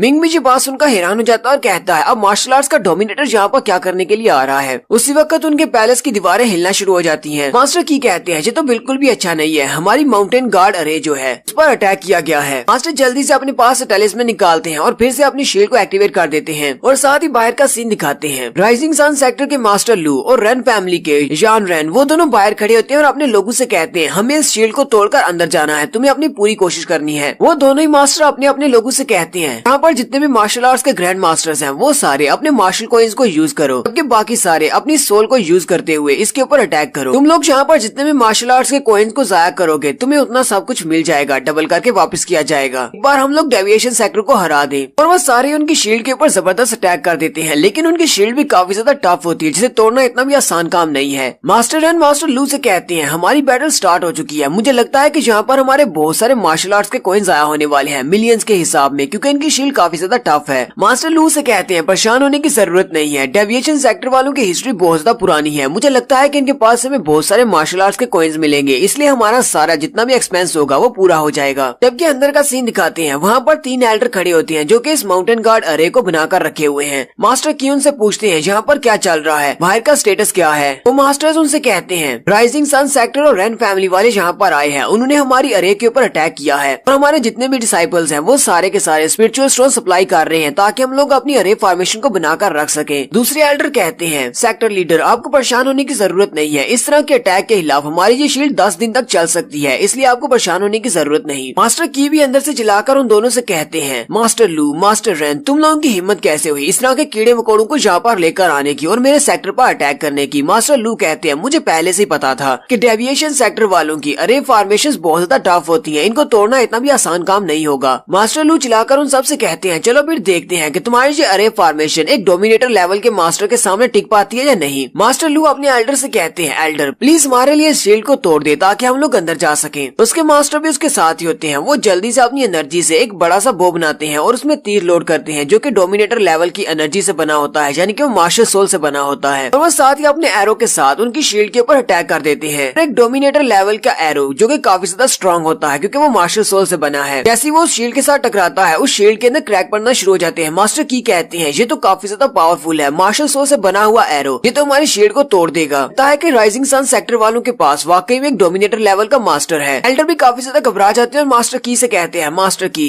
सिचुएशन बहुत ज्यादा बुरी है। डोमिनेटर लेवल के मास्टर के उस एरो की वजह से हमारी शील्ड के अंदर क्रैक पड़ना शुरू हो गए हैं और अब ये ज्यादा देर तक नहीं टिक पाएगी। मुझे लगता है कि सिर्फ 3 घंटे के बाद ही ये लेयर टूट जाएगी और वो लोग अंदर आ जाएंगे। अब जल्दी से बताएं कि हमें क्या करना है। क्या हम लोग यहाँ से भाग जाएं अपने सारे रिसोर्सेज को लेकर, वरना हम सब लोग यहाँ पर मारे जाएंगे। बाकी के एल्डर्स भी मास्टर की से कहते हैं यहाँ पर बहुत सारे टेलीपोर्टेशन अरेज है, हम उनको यूज करके यहाँ से बड़ी आसानी से निकल जाएंगे और किसी को पता भी नहीं चलेगा। हम लोग अपने सबसे अच्छे डिसाइपल्स और सबसे अच्छे रिसोर्सेज को लेकर निकल जाते हैं, क्योंकि अगर वो लोग यहाँ पर आ गए तो वो हम सभी को मार डालेंगे और कुछ भी पीछे नहीं बचेगा। मास्टर की उन सबसे कहते हैं लेकिन हम लोग ऐसा कैसे कर सकते हैं? तुम सब लोग ये बात अच्छी तरह से जानते हो कि हमारे डेविएशन सेक्टर की फाउंडेशन क्या है। केओस स्क्रिप्चर्स जिन टैबलेट्स के ऊपर लगे हुए हैं वो सारे के सारे स्क्रिप्चर्स इस माउंटेन के अंदर इम्बेड हैं। हम उनको अपने साथ लेकर नहीं जा सकते और अगर उनको लेकर नहीं जा सकते तो फिर हमारा डेविएशन सेक्टर खत्म हो जाएगा, क्योंकि उन केओस सूत्रा यानी कि केओस स्क्रिप्चर्स की बजाय हम यहाँ से कुछ भी लेकर जाते हैं तो हमारा यहाँ से जाने का कोई मकसद नहीं बनता। मास्टर की कहते हैं ये तो बहुत ही बुरा है। अगर हमारे वो मास्टर्स जो कि इस माउंटेन अरे को बनाकर रखते थे वो सारे के सारे मर नहीं जाते, आज हमारे साथ ऐसा कुछ भी नहीं होता और ये लोग कभी भी हमारी शील्ड को तोड़कर अंदर नहीं आ पाते। मिंग मास्टर की से कहता है मास्टर की आपके कहने का क्या मतलब है? आप कहना चाहते हैं कि अगर ये आपकी जो फॉर्मेशन है ये बनी रहेगी और इसको रिपेयर किया जा सकता है, यहाँ पर कोई भी अंदर नहीं आ सकता, ये शील्ड उनको बाहर रोक कर रखेगी। मास्टर क्यू से कहते हैं हाँ बिल्कुल ऐसी ही बात है। ये काफी साल पहले की बात है जब हमारा सेक्टर ग्रेड 1 का सेक्टर हुआ करता था, तब हमारे पास 10 डोमिनेटर लेवल के मास्टर थे जो कि इस फॉर्मेशन को बनाकर रखते थे। उस वक्त राइजिंग सन सेक्टर वालों की भी इतनी हिम्मत नहीं थी कि वो यहाँ पर आकर हम पर अटैक कर सके, लेकिन अब उन 10 डोमिनेटर लेवल के मास्टर्स के मरने के बाद हमारे पास इस शील्ड को रिपेयर करने का और कोई रास्ता नहीं है। मिंग कहता है अगर मैं आपसे कहूँ कि मैं इस अरे फॉर्मेशन को रिपेयर कर सकता हूँ तो आप क्या कहेंगे? मिंग अपने आप में सोच रहा होता है कि मैंने रेन फैमिली वालों से कुछ दिन पहले 50 मिलियन मार्शल कॉइन्स लिए थे, उन्हें पता चल गया कि मैं यहाँ पर हूँ तो वो तो मुझे मार डालेंगे, क्योंकि उन्हें अपना पैसा मुझसे वापस चाहिए। वो मेरे साथ बहुत ज्यादा गुस्से में होंगे। मास्टर क्यू से कहते हैं क्या वाकई में तुम इसे फिक्स कर सकते हो? क्या तुम्हें वाकई में अरेज फॉर्मेशन के बारे में पता है? मास्टर क्यू से कहते हैं मुझे ये बात तो पता है कि तुम्हें रिडक्शन स्किल्स आते हैं, क्योंकि तुमने टाई आर्ट की डिवाइन आर्ट को सीखा हुआ है, लेकिन अरे फॉर्मेशन बनाना और डिडक्ट करना ये बहुत ही अलग चीजें हैं। मिंग कहता है मास्टर असल में मैं आपके केओस सूत्रा को मास्टर करने वाला हूँ, लेकिन मुझे इस सारे सूत्रा को मास्टर करने के लिए 500 स्पिरिट सोल पिल्स की जरूरत होगी। अब मुझे ये सारी चीजें प्रोवाइड कर सकते हैं। मैं यहीं पर बैठ आपके इस सारे के सारे केओस सूत्रा को मास्टर कर लूंगा और उसके बाद मुझे अरे फॉर्मेशन भी बनाना आ जाएंगी। मास्टर उसके लिए 500 स्पिरिट सोल पिल्स ले आते हैं। मिंग उन सारी पिल्स को खाने के बाद वहीं पर बैठकर कल्टीवेट करना शुरू करता है। हालांकि इनके पास सिर्फ 3 घंटे का टाइम है, लेकिन मिंग अपने स्पिरिट सी के अंदर चला गया है। मास्टर की को इस बारे में बिल्कुल भी नहीं पता। मास्टर क्यू से कहते हैं तुम्हें ये सारी सोल पिल्स क्यों चाहिए? कहीं ऐसा तो नहीं कि तुम अपनी एनर्जी को बढ़ाना चाहते हो जिससे टाइम कम लगेगा तुम्हें इन सारी सूत्रा को मास्टर करने के लिए? कि मैंने कभी इस तरह की फॉर्मेशन और इस तरह की टेक्निक के बारे में नहीं सुना। इस तरह सोल पिल्स को यूज करते हुए कम टाइम में किसी भी टेक्निक को मास्टर किया जा सकता है। मास्टर क्यू से कहते हैं चाहे जो तुम्हारी टेक्निक कितनी ही असरदार क्यों ना हो, लेकिन हमारे पास सिर्फ 3 घंटे का टाइम है। तुम्हें लगता है ये टाइम बहुत ज्यादा कम है? मिंग कहता है मास्टर मैं आपके साथ मजाक नहीं कर रहा और ना ही मैं आपसे झूठ बोल रहा हूँ। बाहर कुछ ऐसे लोग हैं जो कि मेरे भी दुश्मन हैं और अगर वो लोग अंदर आ जाते हैं तो मुझे भी मार डालेंगे, इसलिए ये करना मेरे लिए बहुत ज्यादा जरूरी है। मेरे लिए 3 घंटे बहुत ज्यादा हैं। साथ ही मिंग अपनी आंखें बंद करता है और अपने स्पिरिचुअल सी के अंदर चला जाता है। स्पिरिचुअल सी के अंदर जाने के बाद बिमिंग मास्टर से कहती है मास्टर भिखारी के पास से आपको जितनी भी सोल एनर्जी मिली थी वो सारी तो आपने लास्ट टाइम अपने इल्यूजनरी स्टेप को मास्टर करने के दौरान ही यूज कर ली थी, लेकिन अब आपके पास 500 सोल पिल्स हैं। इनकी मदद से मुझे लगता है कि आप काफी सालों तक यहाँ पर अपने स्पिरिचुअल सी में बैठकर कल्टीवेट कर सकते हैं। आपको अरे फॉर्मेशन को सीखने के लिए सबसे पहले अपने स्पिरिचुअल सी के अंदर उन अरे फॉर्मेशन को बनाना होगा ताकि आप उनको मास्टर कर सके। बिमिंग कहती है मास्टर यहाँ पर आप 5 साल तक बैठ सकते हैं इस सारी सोल पिल्स के साथ, लेकिन मुझे नहीं लगता कि केओस सूत्रा को सीखने के लिए आपको इतना ज्यादा टाइम लगेगा। आप बहुत ही जल्दी इसको मास्टर कर लेंगे। और साथ ही बिमिंग अपने पास से वो बुक निकालती है क्योंकि मिंग ने अपने स्पेस लॉकर के अंदर रखी थी। ये वही दोनों बुक्स में से एक बुक है जो कि इसे स्टेट ऑफ जैन के ट्रेजरी रूम से मिली थी। बिमिंग कहती है मास्टर ये वाली स्क्रिप्चर वाली बुक इसके अंदर अरे फॉर्मेशंस लिखी हुई है। मैंने आपसे कहा था ये हमारे काम आएगी। आप इस स्क्रिप्चर के अंदर से काफी सारी फॉर्मेशंस को सीख सकते हैं। अगर आप केओस सूत्रा के साथ इस बुक को भी मास्टर कर लेते हैं तो ये बहुत ही अच्छा रहेगा और आपकी स्ट्रेंथ बहुत ज्यादा बढ़ जाएगी। मिंग जल्दी से उस बुक को ओपन करता है और बिमिंग से कहता है चलो ठीक है बिमिंग, मैं तुम्हारी सजेशंस को फॉलो करता हूँ और इसी बुक को भी साथ साथ मास्टर कर लेता हूँ। और यहीं पर हमारी एपिसोड 72 का एंड होता है। एक्सप्लेनेशन अच्छी लगी हो तो कमेंट करके जरूर बताइएगा।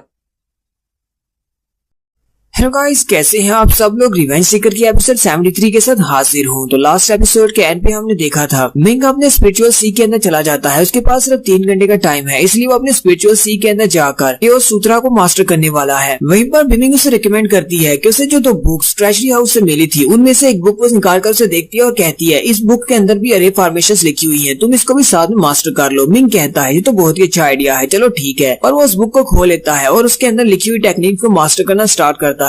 साथ ही नेक्स्ट सीन 15 मिनट के बाद का दिखाया जाता है। मास्टर की काफी ज्यादा परेशान होते हैं और कहते हैं हमारे पास सिर्फ 15 मिनट का टाइम है और मैं भी कितना बड़ा बेवकूफ हूँ जो इस बच्चे की बात पर भरोसा कर लिया कि जो सिर्फ 3 ही घंटे में अरे फॉर्मेशन की टेक्निक्स को सीख लेगा और हमारे इस केओस सूत्रा पे जितना भी लिखा हुआ है उसको डिकोड कर लेगा और फिर हमारी इस फॉर्मेशन अरे को रिपेयर कर देगा। यहाँ तक कि मेरे मास्टर्स को भी पूरे 100 साल लगे थे सारे स्क्रिप्चर्स को मास्टर करने के लिए और इनको डिकोड करने के लिए, लेकिन फिर भी वो इसको कम्प्लीटली मास्टर नहीं कर पाए थे। इस लड़के को क्या लगता है कि ये सिर्फ 3 घंटे में ये कर पाएगा। मास्टर अपना सर पकड़कर खड़े हो जाते हैं और कहते हैं अफसोस की बात है कि मैंने इस लड़के की बात पर यकीन कर लिया, लेकिन अब मैं क्या करूं। मुझे लगता है कि मुझे कोई ना कोई बैकअप प्लान जरूर बनाना होगा कि मैं यहाँ से जिंदा कैसे निकल सकता हूँ। नेक्स्ट सीन आधे घंटे के बाद का दिखाया जाता है। मास्टर कहते हैं अगर इन सारे स्टोन्स के ऊपर लिखे हुए स्क्रिप्चर्स को मैं कॉपी भी करता हूँ तो मुझे 1 घंटा लगेगा एक स्टोन के ऊपर लिखे हुए स्क्रिप्चर को कॉपी करने में। और मुझे सोचना है कि इन 6 में से कौन से ऐसे 2 स्क्रिप्चर्स हैं जिनको मैं कॉपी कर सकता हूँ, क्योंकि मेरे पास इतना ज्यादा टाइम नहीं है। फिर मास्टर अपने पास से पेपर और पेंसिल निकाल लेते हैं और कहते हैं इतना टाइम नहीं है कि मैं किसके बारे में सोचूं, जल्दी से जो भी हाथ लगता है उसको कॉपी कर लेता हूँ। नेक्स्ट सीन फिर से आधे घंटे के बाद का दिखाया जाता है। उसी वक्त डोमिनेटर लेवल का मास्टर अपनी विल पावर को रिलीज करता है जिसकी वजह से उन सभी के ऊपर प्रेशर पड़ता है। मास्टर कहते हैं ये तो डोमिनेटर के लेवल के मास्टर का प्रेशर है, जबकि उनके एल्डर भी भागते हुए वहाँ पर आते हैं और कहते हैं सेक्टर लीडर ये तो बिल्कुल भी अच्छा नहीं हुआ। डोमिनेटर लेवल के मास्टर ने अपनी विल पावर को रिलीज किया है पूरी की पूरी माउंटेन के ऊपर। हालांकि हम एल्डर्स को तो उसकी विल पावर से ज्यादा कोई मसला नहीं हो रहा, लेकिन हमारे जितने भी डिसाइपल्स हैं जो कि वॉरियर लेवल से नीचे के हैं वो सारे अपनी बॉडी को मूव भी नहीं कर पा रहे। इससे हमारा काम बहुत ज्यादा स्लो हो गया है क्योंकि वो हमारे लिए स्पिरिचुअल स्टोन्स लेकर आ रहे थे, इसलिए स्पिरिचुअल स्टोन्स की सप्लाई रुक गई है। अब क्योंकि हमारे पास स्पिरिचुअल स्टोन्स नहीं आ रहे, वो सारे के सारे डिसाइपल्स प्रेशर के नीचे हैं, इसलिए मुझे लगता है कि हमारी अरे फॉर्मेशन सिर्फ 30 मिनट तक ही और टिक पाएगी। मास्टर के हाथ से उनका ब्रश नीचे गिर जाता है। मास्टर की कहते हैं ये क्या हो गया। फैंटास्टिक डेविएशन वालों को उनकी अरे फॉर्मेशन के लिए सबसे बेस्ट जाना जाता है, लेकिन यहाँ पर अब हम लोग क्या करें, हमारी अरे फॉर्मेशन को तोड़कर वो लोग अंदर आने वाले हैं। लगता है कि हमारी फैंटास्टिक डेविएशन सेक्टर का यही अंत है। मिंग जो कि मिंग के स्पिरिचुअल सी के अंदर होती है वो वहीं से बाहर के सीन को महसूस करती है। बाहर जितने भी डिसाइपल्स होते हैं वो सारे बहुत ज्यादा प्रेशर के अंडर होते हैं और वहीं पर गिरे पड़े होते हैं, जबकि उनके ऊपर जो शील्ड होती है वो भी टूट रही होती है। मास्टर ब्याओ भी काफी ज्यादा घबराए हुए होते हैं और कहती है ऐसा कैसे हो सकता है, लगता है कि यहाँ पर कोई डोमिनेटर लेवल का मास्टर है जो कि अपनी विल पावर को रिलीज कर रहा है। मास्टर कहते हैं मुझे जल्दी से मिंग के पास जाना होगा ताकि हम लोग यहाँ से भाग सके, मुझे मिंग को जिंदा रखना है। वो सारे के सारे एल्डर्स अपनी शील्ड को बनाकर रखे होते हैं और कहते हैं मार्शल व्हील के साथ हमारे ऊपर ज्यादा असर नहीं पड़ा और ना ही हमारी शील्ड पर, क्योंकि ये हमारी सोल पर अटैक करता है, जबकि हमारी शील्ड को तोड़ने के लिए उन्हें फिजिकल अटैक करना पड़ेगा। मास्टर रन भी हंसना शुरू कर देते हैं और कहते हैं मैंने तो सुना था कि फैंटास्टिक डेविएशन सेक्टर वालों की जितनी भी अरेज होती हैं वो सारी सबसे ज्यादा जबरदस्त होती हैं। पूरे स्टेट ऑफ जैन की ये सबसे बेस्ट फॉर्मेशन थी, लेकिन हमने इसको भी तोड़ दिया है। जैसे ही हम लोग शील्ड को तोड़कर अंदर जाएंगे हम इन सभी लोगों को मार डालेंगे।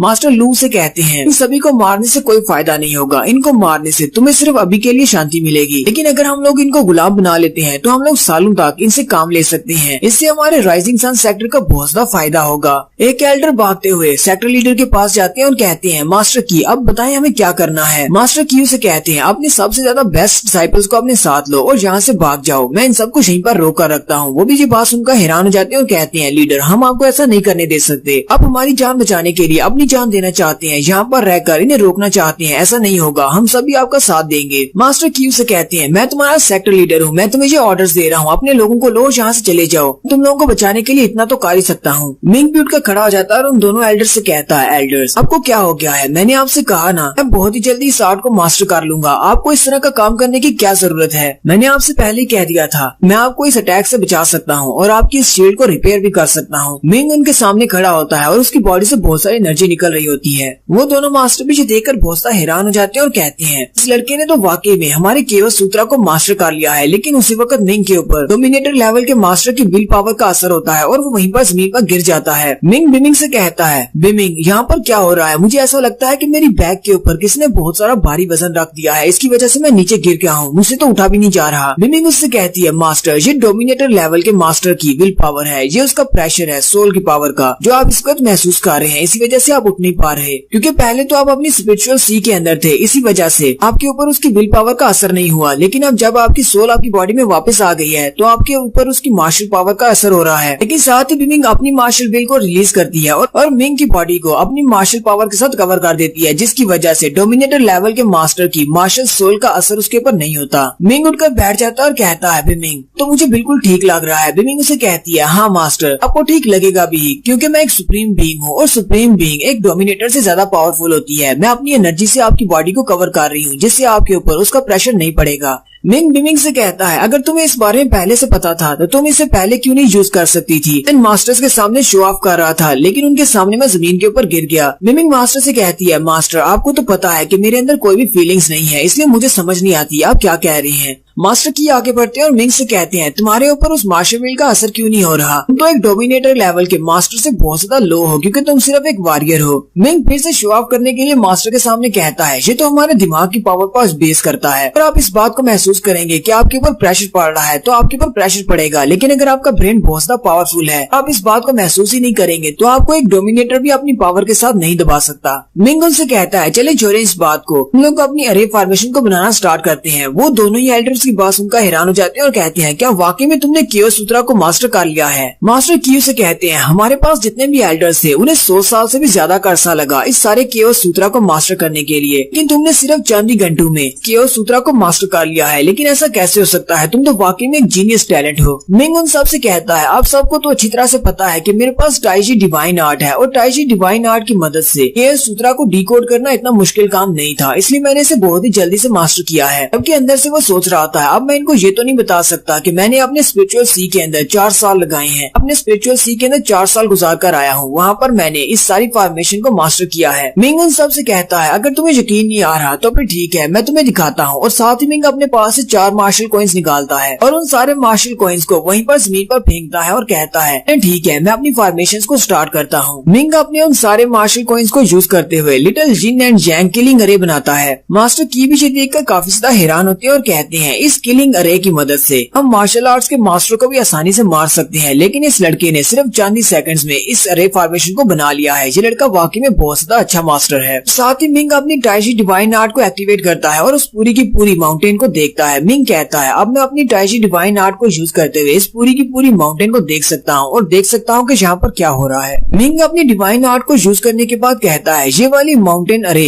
के 3 लेयर्स हैं। सबसे पहली लेयर इसकी गार्डिंग लेयर है। अपनी टाइजी आर्ट को यूज करने के बाद मुझे ये पता चला है। मिंग कहता है, तो इसके 3 लेवल कौन कौन से हैं? इसका सबसे पहला लेवल प्रोटेक्शन अरे है, सेकंड इसका इल्यूजन अरे है और तीसरा किल अरे है। हमारी प्रोटेक्शन अरे तो फेल हो चुकी है क्योंकि डोमिनेटर लेवल के मास्टर ने उसके ऊपर अटैक किया है, जिसकी वजह से उसमें क्रैक पड़ गए हैं। अब हमारे पास सिर्फ 2 ही लेयर्स बचती हैं और अगर हम इसको रिपेयर कर भी लेते हैं तो डोमिनेटर मास्टर फिर से हमारी शील्ड को तोड़ देगा। मिंग उन मास्टर से कहता है, तो हम लोगों को 3rd लेयर को बनाने की जरूरत नहीं है, हमें प्रोटेक्शन की जरूरत नहीं, चलो जल्दी से इल्यूजन अरे को क्रिएट करते हैं। मिंग जल्दी से मास्टर से कहता है, मास्टर की आप अपने साथ मार्शल आर्ट्स के 7 ग्रैंड मास्टर्स को लेकर 7 जगह पर जाकर खड़े हो जाएं कि आप लोगों की मदद से ही हम लोग इस फॉर्मेशन को एक्टिवेट करने वाले हैं। मैं यहाँ पर इल्यूजन अरे क्रिएट करने वाला हूँ और इसके अलावा उन सारे डिसाइपल्स को अपने साथ लें कि डोमिनेटर लेवल की मार्शल विल के नीचे प्रेस नहीं हुए, जो कि चल फिर सकते हैं, वो वहाँ पर जाकर स्पिरिचुअल स्टोन सप्लाई करें। मास्टर की अपने एल्डर से कहते हैं, जैसा मिंग ने कहा बिल्कुल वैसे ही करो। फिर वो सारे लोग वहाँ से उड़ जाते हैं और सारे के सारे अपनी अपनी जगह पर जाकर खड़े हो जाते हैं कि बाकी के डिसाइपल से कहते हैं, इतने लोग जहाँ पर हरकत कर सकते हैं वो सारे अरे वेयर हाउस में जाओ और वहाँ से जाकर स्पिरिचुअल स्टोन्स लेकर आओ। स्पिरिचुअल स्टोन्स की सप्लाई रुकनी नहीं चाहिए। मास्टर किंग मिंग से कहते हैं, हमने सब कुछ रेडी कर दिया है, अब बताओ आगे क्या करना है। मिंग अपनी पावर्स को यूज करते हुए उनसे कहता है, चलो फिर ठीक है, मैं इल्यूजन अरे को ओपन कर रहा हूँ। साथ ही वो इल्यूजन अरे को ओपन कर देता है। उसी वक्त बाहर का सीन दिखाते हैं। तो सारे के सारे अभी बाहर वाली प्रोटेक्शन शील्ड के ऊपर अटैक कर रहे होते हैं। उनके अटैक्स करने के फौरन बाद ही वो शील्ड टूट जाती है। वो सारे बहुत ज्यादा खुश हो जाते हैं और कहते हैं, हमने तो इस प्रोटेक्शन शील्ड को तोड़ दिया है, चलो जल्दी से अंदर चलते हैं। जबकि वहीं पर डेविएशन सेक्टर के कुछ डिसाइपल्स भी होते हैं जो कि जमीन पर गिरे पड़े होते हैं और कहते हैं, सब मरने वाले हैं, हमारी शील्ड तो टूट गई है। बातें सुनने के बाद मास्टर रैन और मास्टर लू बहुत ज्यादा खुश हो जाते हैं और अपनी सारी आर्मी को लेकर वहाँ पर नीचे उतर आते हैं। उन सभी को ऐसा ही लगता है कि ये सारे के सारे रियल डिसाइपल हैं जो कि यहाँ से अब भागने की कोशिश कर रहे हैं। वो सारी आर्मी के साथ वहाँ पर उतरते हैं और उनको मारना शुरू कर देते हैं। लेकिन जैसे ही वो वहाँ पर उतरते हैं तो उनमें से एक डिसाइपल के ऊपर हाथ रखते हैं। वो सिर्फ एनर्जी का बना होता है और रियल डिसाइपल नहीं होता। मास्टर लू पीछे देखकर बहुत ज्यादा हैरान हो जाते हैं। उसी वक्त उनके लोग चिल्लाना शुरू कर देते हैं। वो पीछे की तरफ देखते हैं, उनके लोग चिल्लाकर कह रहे होते हैं, ये कौन सी जगह है? हम लोग तो डेविएशन सेक्टर के मेन हॉल में उतरे थे, लेकिन हम लोग कौन सी जगह पर आ गए हैं? जबकि उनके डोमिनेटर मास्टर भी उनके साथ ही होते हैं। उनको भी कुछ भी समझ नहीं आ रही होती। वो भी इस अरे फॉर्मेशन के अंदर फंस चुके हैं। ये सारी की सारी इल्यूजन फॉर्मेशन है। उनमें से एक सोल्जर अपने बाजू की तरफ देख रहा होता है। वो कहता है, मेरा तो पूरे का पूरा बाजू खराब हो चुका है, इसके अंदर पॉइजन फैलता जा रहा है। अगर मैंने इसको अभी नहीं काटा, पॉइजन मेरी पूरी बॉडी में फैल जाएगा। वो अपनी तलवार से अपने ही बाजू को काटने लगता है कि उसी वक्त एक और डिसाइपल आगे बढ़ता है और कहता है, ऐसा मत करो, ये सिर्फ एक इल्यूजन है, तुम्हारा बाजू वाकई में ऐसा नहीं है। लेकिन वो उसके चेहरे की तरफ देखता है तो उसके चेहरे से बहुत सारे कीड़े मकोड़े निकल रहे होते हैं। ये देखकर वो बहुत से घबरा जाता है और पीछे हट जाता है। डिसाइपल अपने पेट की तरफ देखता है तो उसके पेट से भी बहुत सारे कीड़े निकल रहे होते हैं। वो अपना नाइफ लेता है और कहता है, मुझे अपने नाइफ को यूज करते हुए अपने पेट को काट कर इन सारे कीड़ों को बाहर निकालना होगा, वरना ये अंदर से मेरे ऑर्गन्स को खा जाएंगे। तो ये सारे लोग इस अरे फॉर्मेशन में बहुत ही बुरी तरह से फंस चुके हैं। और यहीं पर हमारी इस एपिसोड 73 का एंड होता है। एक्सप्लेनेशन अच्छी लगी हो तो कमेंट करके जरूर बताइएगा। चैनल को सब्सक्राइब कर दे, वीडियो को लाइक और शेयर कर दे। शुक्रिया।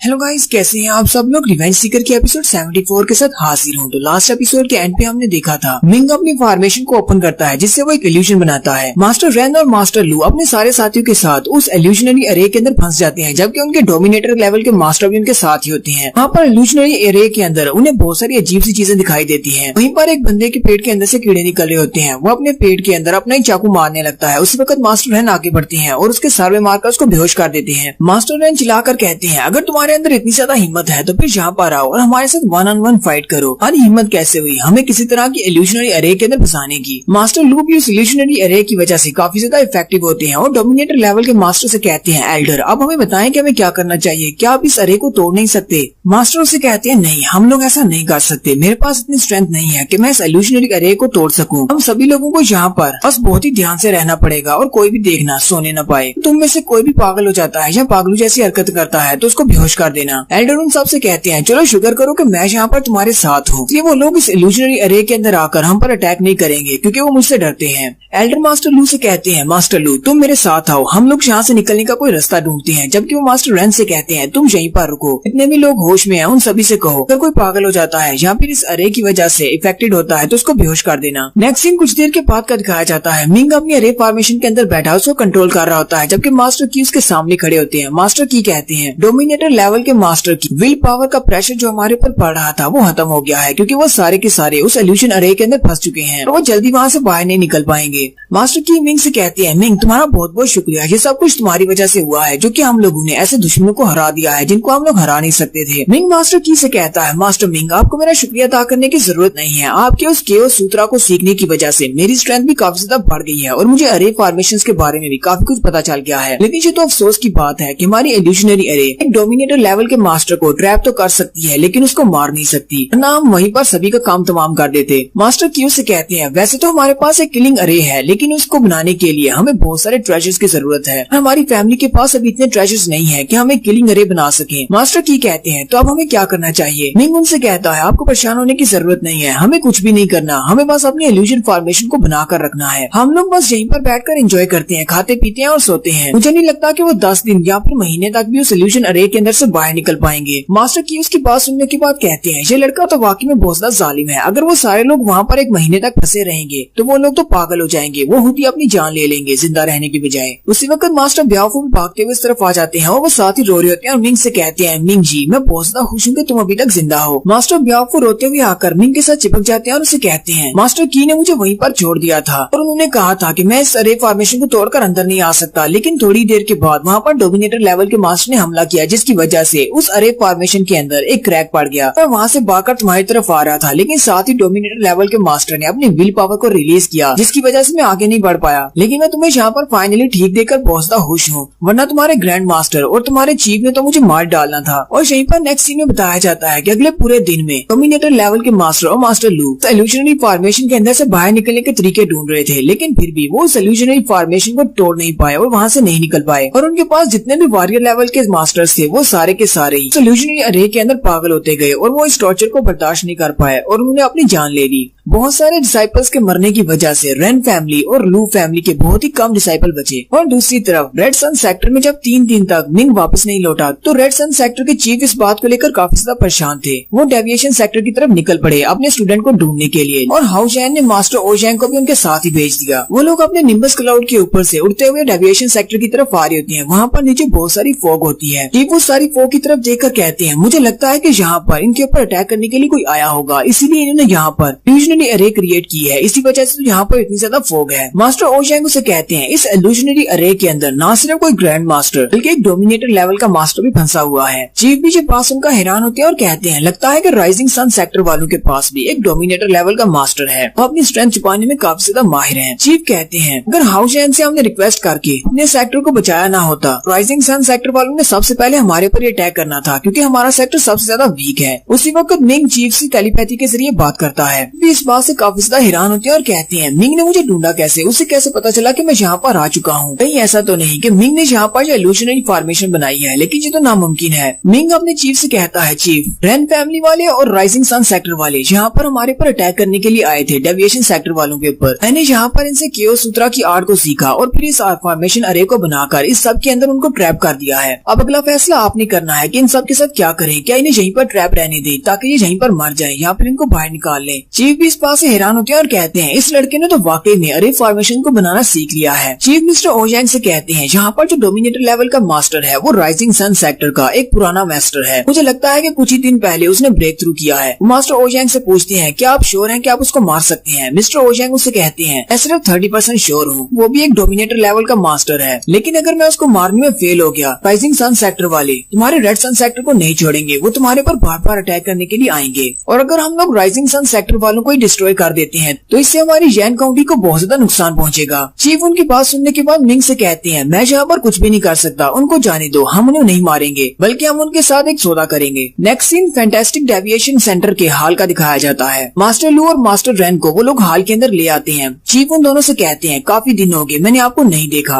वैसे मुझे नहीं लगा था कि मैं आप दोनों को यहाँ पर देखूंगा, लेकिन आपको देखकर लगता है कि आप दोनों काफी ज्यादा बुरे मूड में हैं। मास्टर लू झूठ बोलते हुए कहते हैं, हम लोग यहाँ पर सिर्फ मिलने के लिए आए थे ताकि इनके साथ कोई निगोशिएशन कर सके, लेकिन इन लोगों ने हमें अपनी इल्यूशनरी अरे के अंदर फंसा दिया। मास्टर क्यू से कहते हैं, तुम्हें तो शर्म आनी चाहिए, तुम कितने बड़े झूठे हो, तुम लोगों ने हम पर अटैक किया था वो भी बिना बताए। अगर हमारी माउंटेन अरे हमें बचाती नहीं तो तुम लोगों ने तो अब तक हमें मार दिया होता। रेड सन सेक्टर के चीफ उनसे कहते हैं, मैंने सुना है कि तुम लोगों ने पपेट सेक्टर वालों पर भी अटैक किया था और साथ ही तुम लोगों ने डेविएशन सेक्टर के ऊपर भी अटैक किया है, मुझे नहीं लगता कि तुम लोग ठीक कर रहे हो, इसके लिए तुम लोगों को सजा तो जरूर मिलनी चाहिए। मास्टर ओजैंग कहते हैं, इनको सजा बाद में दी जाएगी, पहले कुछ और मसलों पर बात कर लेते हैं। मास्टर लू भी डोमिनेटर लेवल के मास्टर को देखकर काफी ज्यादा घबरा जाते हैं और कहते हैं, उस छोटे प्रिंस ने एक डोमिनेटर लेवल के मास्टर को चीफ के साथ यहाँ पर भेजा है हम सबसे निपटने के लिए, ये मास्टर तो काफी ज्यादा स्ट्रॉन्ग लग रहा है, हमारे एल्डर से भी ज्यादा। मास्टर लू फिर से अपनी नौटंकी स्टार्ट करते हैं और हंसते हुए कहते हैं, चेंजू तुम बिल्कुल ठीक कह रहे हो, यहाँ पर सजा तो मिलनी चाहिए, हमें नहीं बल्कि फैंटास्टिक डेविएशन वालों को मिलनी चाहिए। मैं अपने डिसाइपल्स के साथ यहाँ पर इनसे मिलने के लिए आया था, वो भी अच्छी नीयत लेकर, लेकिन इन लोगों ने हमें अपनी अरे फॉर्मेशन के अंदर फंसा दिया, जिसकी वजह से मेरे बहुत सारे डिसाइपल मारे गए हैं। मैं फैंटास्टिक डेविएशन वालों को सजा देनी चाहिए। मास्टर की भी काफी ज्यादा गुस्सा आ जाते हैं और कहते हैं, अपनी बकवास बंद करो, तुम्हें क्या लगता है कि तुम यहाँ पर झूठ बोलोगे और हम लोग तुम्हारे इन झूठों पर यकीन कर लेंगे? तुमने हमारे पर पहले अटैक किया था और उसके बाद तुम्हें क्या लगता है कि मैं तुम्हारे पर आगे से जवाब नहीं दूंगा? मैंने भी तुम्हारे पर अटैक किया जिसकी वजह से तुम्हारे स्टूडेंट मर गए, सजा तुम्हें मिलनी चाहिए। मास्टर लू मास्टर की से कहते हैं, तुम एक सेक्टर के लीडर हो, लेकिन जरा देखो तो सही तुम किस तरह मेरे साथ बदतमीजी से बात कर रहे हो। साथ ही वो उनसे कहते हैं, तुम लोगों का कहना है कि मैंने पपेट सेक्टर वालों पर अटैक किया है, लेकिन क्या तुम्हारे पास इस बात का कोई सबूत है कि मैंने उनके ऊपर अटैक किया है? कोई भी इस बात को प्रूव नहीं कर सकता। उसी वक्त पपेट सेक्टर के मास्टर हु अपने बड़े रोबोट के साथ वहाँ पर आ जाते हैं और कहते हैं, मैं इस बात का सबूत दे सकता हूँ। मास्टर हु जल्दी से अपने पपेट से बाहर निकल आते हैं और उन सब से कहते हैं, मैं इस बात का गवाह हूँ, इन दोनों कमीनों ने पूरे के पूरे सेक्टर को तबाह कर दिया है, अगर मैं वहाँ से भाग नहीं आता तो इन दोनों ने तो मुझे भी मार देना था।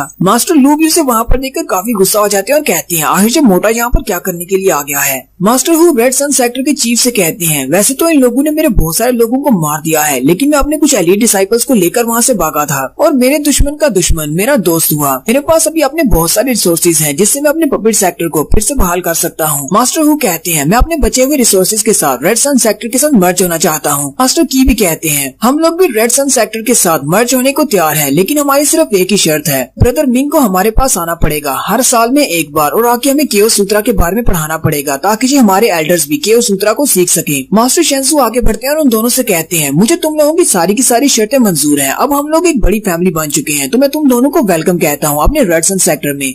मिंग बिमिंग से कहता है, बिमिंग अगर हम बाकी के सारे सेक्टर्स को भी काउंट करते हैं तो हमारे पास टोटल 4 बड़े सेक्टर्स आ चुके हैं, यानी कि इस पूरे जैन काउंटी में हमारे पास 5 बड़े सेक्टर्स हैं। पीछे सिर्फ 2 ही सेक्टर बचते हैं, राइजिंग सन सेक्टर और टियानजी सेक्टर शामिल हैं। बिमिंग मास्टर से कहती है, मास्टर हालांकि हमारे पास 5 सेक्टर्स ऐसे हैं जो कि हमें ज्वाइन कर चुके हैं, हमारी पावर काफी ज्यादा बढ़ चुकी है, लेकिन फिर भी राइजिंग सन सेक्टर वालों के पास एक डोमिनेटर लेवल का मास्टर है, इसलिए पावर गैप बहुत ज्यादा है। मास्टर शेंसू आगे बढ़ते हैं और मास्टर लू से कहते हैं, मास्टर लू अब जबकि पपेट सेक्टर के मास्टर ने यहाँ पर आकर इस बात को साबित कर दिया है कि आपने उनके ऊपर अटैक किया था और साथ ही डेविएशन सेक्टर वालों पर भी अटैक किया है, तो आपको इन दोनों सेक्टर्स को कंपनसेशन देनी होगी। मास्टर शेंसू उनसे कहते हैं, मुझे लगता है कि आपकी कंपनसेशन इतनी काफी रहेगी कि आप लोग टियानजी सेक्टर के रिसोर्सेज को आधा आधा बांट लेते हैं, क्योंकि मैं ये बात अच्छी तरह से जानता हूँ कि टियानजी सेक्टर तो सिर्फ एक कठपुतली है जिसे आप लोग कंट्रोल करते हैं, आपका राइजिंग सन सेक्टर कंट्रोल करता है। मास्टर लू उसकी बात सुनकर काफी गुस्सा होते हैं और कहते हैं, ऐसा नहीं हो सकता। लेकिन उसी वक्त मास्टर ओशैंग अपनी पावर्स को रिलीज करते हैं, जिसे देखकर वो काफी घबरा जाते हैं। मास्टर ओशैंग उसे कहते हैं, तुम लोग यहाँ पर जैन काउंटी में हो, क्या तुम्हें लगता है कि जैन काउंटी के अंदर हम लोग कुछ भी नहीं कर सकते? हम लोग इस वक्त पावर में हैं। मास्टर लू सोच रहे होते हैं, मास्टर ओशैंग ने बिल्कुल ठीक कहा, ये लोग इस वक्त पावर में हैं, हम लोग काउंटी के मास्टर्स को तंग नहीं कर सकते, क्योंकि छोटा प्रिंस अपने साथ 2 डोमिनेटर लेवल के मास्टर्स को लेकर आया है। अरे एल्डर भी इन दोनों का सामना नहीं कर पाएंगे, हमारा राइजिंग सन सेक्टर तबाह हो जाएगा। मास्टर लू अपनी हार मान लेते हैं और उनसे कहते हैं, चलो फिर ठीक है,